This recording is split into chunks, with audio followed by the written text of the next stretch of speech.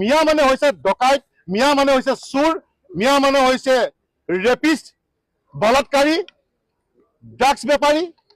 গতিকে আপোনালোকে দেখিছে বা অসমবাসী ৰাইজে আমি আজি ভুক্তভোগী যে আমাৰ লাখ লাখ হেক্টৰ আজি ভূমি আজি অবৈধ বাংলাদেশী আজি লৈ লৈছে, আমাৰ সত্ৰ মাটি লৈ লৈছে, আমাৰ নামঘৰ লৈ লৈছে, আমাৰ মন্দিৰ লৈ লৈছে।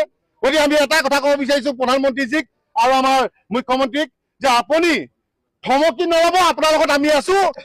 আপুনি বাংলাদেশীক খেদা যি পন্থা হাতত লৈছে, যেনেকে আগুৱাই গৈছে, আমি আগতেও কৈছো, এতিয়া কৈছো, ভাল কামত সদায় অসমীয়া যুৱ মঞ্চ মুখ্যমন্ত্ৰীৰ লগত থাকিব, অসম চৰকাৰৰ লগত থাকিব, ভাৰত চৰকাৰৰ লগত থাকিব। আৰু বেয়া কামত আমি কোনোদিন কোনো চৰকাৰৰ লগত নাই, তাত আমি হৈ পৰো জমকাল। গতিকে আমি এটা কথা আমি আপোনালোকৰ যোগেদি ক'ব বিচাৰিছো মুখ্যমন্ত্ৰী ডাঙৰীয়াক যে আপুনি অবৈধ যি বাংলাদেশে খেদা যি হাতত পন্থা লৈছিলে ধাৰাবাহিকভাৱে আমি চলাই যাওক।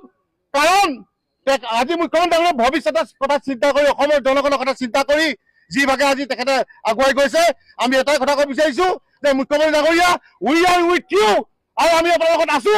আপুনি অসমৰ পৰা এটা এটাকে বাংলাদেশী খেদি শেষ কৰি পাওক।